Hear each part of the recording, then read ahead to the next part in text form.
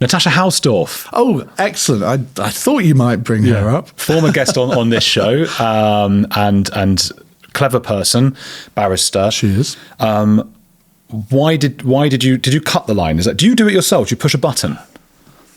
Yes and no. I broadcast Monday to Wednesday from our studios at 4 Millbank, just opposite Parliament. And on Thursdays, I go back to Leicester Square, just so they don't forget who I am. On this occasion, we're in Millbank, and that it's effectively a television studio. So we've got a desk with 5 chairs, so we can have a panel discussion. At Leicester Square, I'm in complete control. I have the faders, I have a dump button, I have everything. In Millbank, I don't. So it's everything in terms of, I mean, I can say to a producer, I think we've had enough of this caller, and they will get rid of them. I don't think I've ever done that. But there, I can't fade someone out. I can't press the dump button. I have a cough button. What does that actually mean, cough button? Well, it means if I'm... Oh, if you're coughing, it's silenced, If I'm coughing, I can silence it. Because it'd be mental if it was it coughs. You can do... you can do... If you are in the middle of an interview with somebody, like if you're like on a Zoom call or something, and I want to cough, I can press the button and it won't come out. If you've got other people in the studio with you, it doesn't really work because their microphones are still on. Natasha had been on the programme a couple of times before, and I thought exactly what you said would describe her as: very intelligent, very eloquent, a good exponent of the Israeli case. So she was on Cross Question, which is our sort of equivalent of Any Questions. And I'd had a guest on before her who, I'm trying to remember what we were actually talking about. Anyway, this guest he'd written a biography of Margaret Thatcher in the Middle East, so he wasn't some sort of lunatic, the sort of pro-Hamas person, but she clearly interpreted him as a pro-Hamas person. And right from the off, actually, was she on Cross Question? No, she wasn't. She was down the line. Right from the off, she started accusing this guest of misrepresenting the Israeli position. Well, I let her do it initially, and then she did it again. And I said, come on, it's a bit rude to sort of effectively accuse a fellow guest of lying. Anyway, on she went. And then she started on me and sort of accusing me of misrepresentation. Well, I mean, misrepresentation isn't the worst word that anybody can use. But when you consistently do it in an interview, whether you're accusing the host or another guest, it starts to grate. And then she started saying that she was being no platformed by LBC. And I said, well, you're on this programme, so clearly that's not the case. Oh, well, I should be on a lot more. I said, well, that's a matter of opinion. I said, you've been on my programme at least 3 times in the past. I've heard you on other LBC programmes. What makes you think you have a divine right to be on? And that really sort of irritated me, that she could have that attitude. And then she used the misrepresentation word again. I said, look, you've said it at least twice. You don't get a third chance. So I warned her what would happen if she did it again. 20 seconds later, she did it again. It's a red flag to a ball, that. And I'm thinking, I'm sorry, I'm not having this. Now, I will admit that I think looking back, I probably wasn't in the best of moods. So that may have played a role in it. Do I regret it? Absolutely not. Could I have handled it differently? Possibly, but you're in the moment.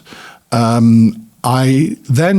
listener emailed me about a week later to say, she did this on BBC Northern Ireland recently, where she'd been on a similar programme with Michael Mansfield, KC. Now, he's obviously got a reputation of being a sort of slightly lefty lawyer, but very high profile, respected, I think, by most people.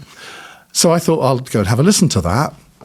And it was like my thing with her was being repeated, in that she constantly needled him and kept using this word misrepresentation. Now, I don't know whether this is a lawyer's thing that they do, because I think, well, it's not saying lying, but that's what I kind of mean.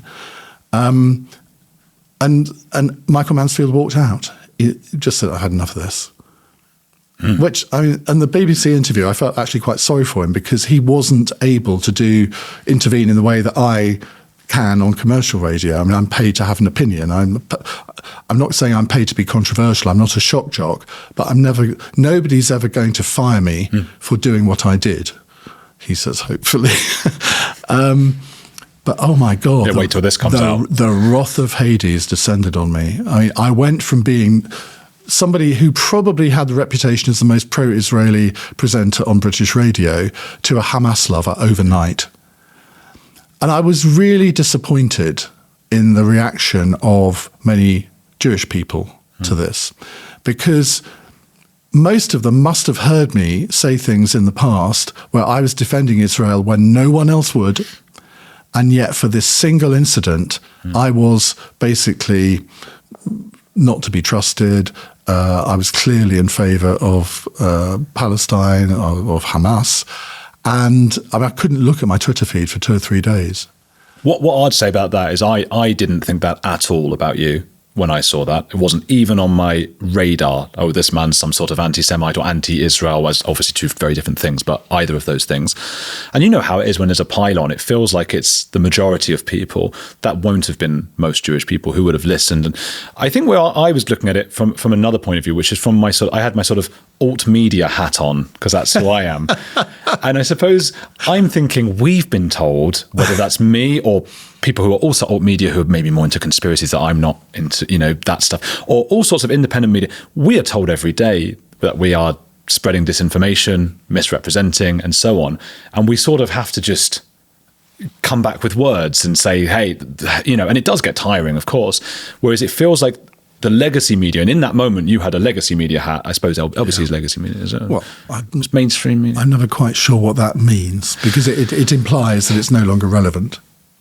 No, I don't mean to imply it's not relevant. It's not a value judgment in terms of relevance. I mean more sort of a structural. It's a structural. There are owners. Well, we're regulated by Ofcom, so we are mainstream media. But I can say what I want. we are owned by individuals. But I can honestly say in 15 years that I've never been told to either cover a subject or not cover a subject. Mm-hmm. And I wonder if that's the case on the BBC. Mm. Well, I think Gary Lineker has been told not to cover a subject. There's reasons for that. Yes. I've never been asked to adopt a particular position. Mm-hmm. The only thing I can ever recall where I really did object to it was and this was in the early days of when we were sort of transforming ourselves from just radio into sort of streaming and filming. And one of the digital people phoned down to the studio and said to the producer, "Can you get Iain to do a rant on whatever it was?" And I just said, no. Yeah. Capable of doing a rant, but I've got to feel it. I'm not going to do it to order, because we're not the Daily fucking Mail. I don't mean to suggest that you were told. All I mean by mainstream media really is that you, just by virtue of being at an establishment, as you say, regulated by Ofcom, you sort of almost bask in that kind of responsible citizenship journalist of the Ofcom umbrella. Right.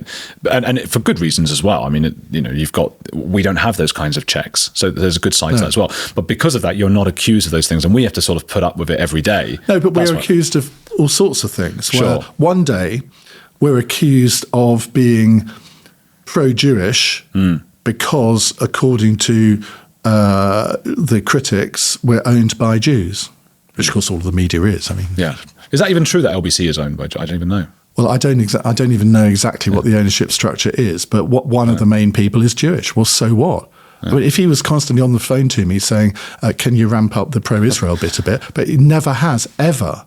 And I know that there have been things that I've said in the past on other subjects that he probably wouldn't agree with me. I never think to myself, "Oh, I better say this because one of my bosses will approve of it." Mm-hmm. I mean, I have to stand on my record. And I mean, I've been there quite a long time. And I'm sure you understand Natasha's side as well, trying to deal with this, because there is on both sides so much misrepresentation. The hilarious thing with her was that I found out later that she was doing the interview from the home of a very good friend of mine, Lance Foreman. Oh, this is what I mean. It's all this one bit. It does blur lines. And he's saying, "She's a really good person, And I said, "I'm sure she is, but I'm not going to have that kind of behaviour on my show. It's my show, and if you don't like the rules, well, don't come on it." But she was kind of saying that we were trying to prevent her coming on. And I'm sure she's not in my little black book, because I do have a little black book of people I will never, ever have on my show again. And she's not in that. So maybe we'll have her back one day.